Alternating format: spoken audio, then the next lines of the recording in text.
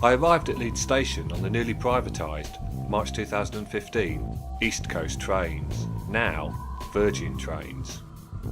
East Coast Trains was nationalised in 2009 when National Express refused to financially support their National Express East Coast subsidy and lost the franchise. While nationalised, East Coast became profitable, returning a healthy £208 million profit to the taxpayer in 2013. So of course, the obvious thing to do was sell it off and pour millions of pounds of taxpayer subsidies into it. Dearie me.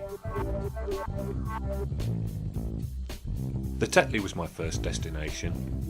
The Tetley is the new home for what was Project Space Leeds. Project Space Leeds was located at 2 Riverside Way on the Whitehall waterfront, and its industrial styling provided each exhibition a blank canvas to utilise.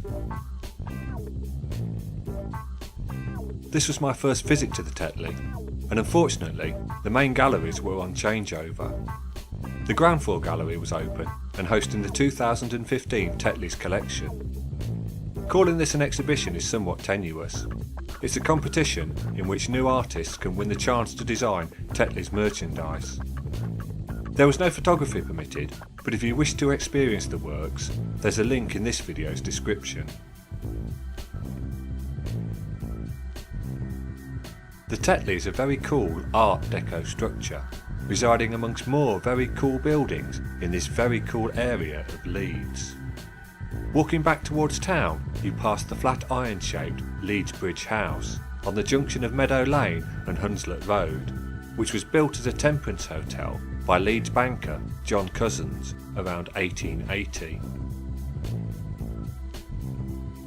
Behind Leeds Bridge House, on Bridge End, you have the elegant and beautifully decayed 5-bay building housing Bridge End News and other businesses. Opposite, on the corner of Dock Street and Hunslet Road, sits the 1901 built Adelphi Hotel. Designed by Thomas Wynne, this late Victorian gin palace had retained its integrity on my 2010 visit, but has latterly become a gastropub.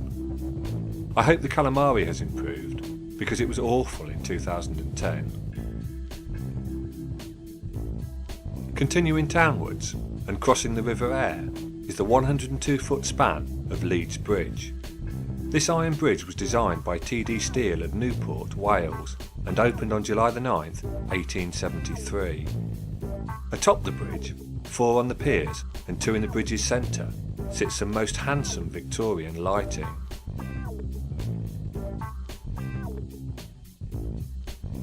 Also on the bridge, we encounter our first, but not last, example of Masonic symbolism. The Masonic Owls appear on the arms of the Corporation of Leeds, located at the centre of the bridge's east side.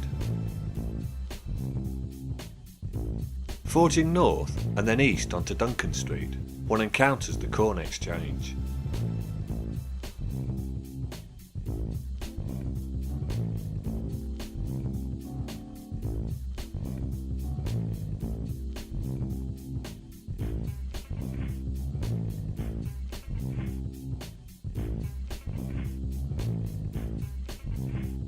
The exterior, with its diamond rustication, is a little busy for my tastes. I prefer a level ashlar facade, and the stonework could do with a good clean, but you'd have to be a Tory scum voter to deny its impressiveness. Erected in 1862 to designs by Cuthbert Broderick, who also designed the town hall and has the Wetherspoons pub overlooking Millennium Square named after him. The budget for the project, including purchase of the site, was £25,000. Now if the exterior is impressive, the interior is breathtaking. The dome is constructed from semi-elliptical and semicircular iron ribs and partly glazed. Looking up to this vast construction gives one the feeling of inhabiting an airship.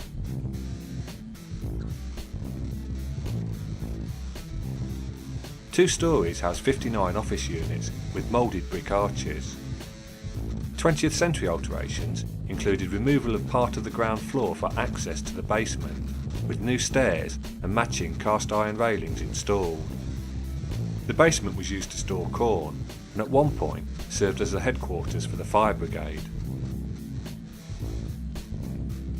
When passing an admiring comment on a curved building we were walking by once, I was informed their architect friend had told them curved buildings were an inefficient use of space. In a structure this size, inefficiency is trumped by splendour. The corn exchange is so beautiful, I spent half an hour wandering around trying to comprehend it, but failed miserably. It was overwhelming.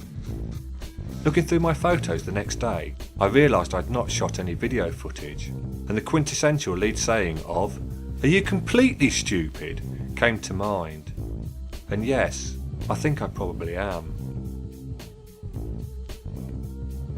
Traversing Brigade, the second piece of Masonic Owl symbolism is encountered, this time on the sculpture Minerva by Andy Scott.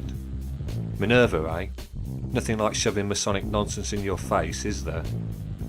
The Masonic connotations are not the biggest crime though. The biggest crime is the sculpture itself. It's rotten. Scott is responsible for the Kelpies in Falkirk.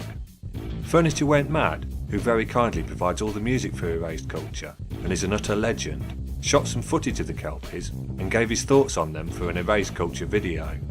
You can find a link in this video's description. If you're in this area and you fancy a drink, where Brigate becomes New Brigate, number 24 houses North Bar, one of my favourite Leeds bars.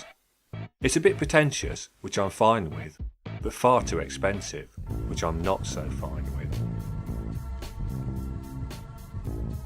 Next stop was Leeds Art Gallery on the Head Row. Maintenance is being undertaken in the upper galleries, so they were closed. The lower galleries, however, were hosting 2 exhibitions. One day something happens, painting of people and narrating objects, both of which were most enjoyable and must-sees if you're in Leeds before the end of May 2015. I like Leeds Art Gallery. It seems to improve on each visit.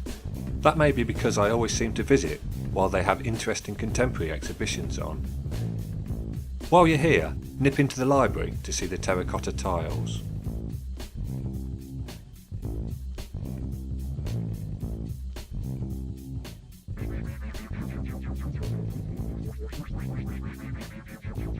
Next door to the art gallery is the Henry Moore Institute. I don't like the Henry Moore Institute. The self-importance and superior attitude it exudes makes it an unpleasant place to experience art. It's even worse than Whitecube Bermondsey, though the atmosphere there has improved lately.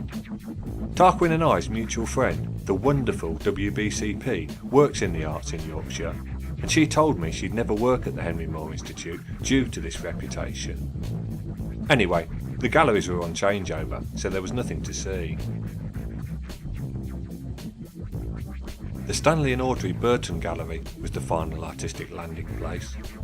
Walking towards it, along the library, on Calverley Street, what should we encounter on the railings but a flock of Masonic owls? And surprise, surprise, while wending my way across Millennium Square, there's a big gold Masonic owl. The Leeds University Parkinson building on Woodhouse Lane has the Stanley and Audrey Burton Gallery tucked away on the ground floor. The permanent collection is interesting the first time you visit, but loses its allure on each further visit due to familiarity.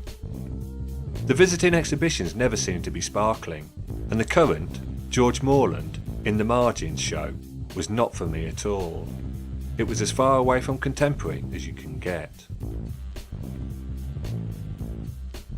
Returning to the train station, I chanced upon St Paul's House in Park Square.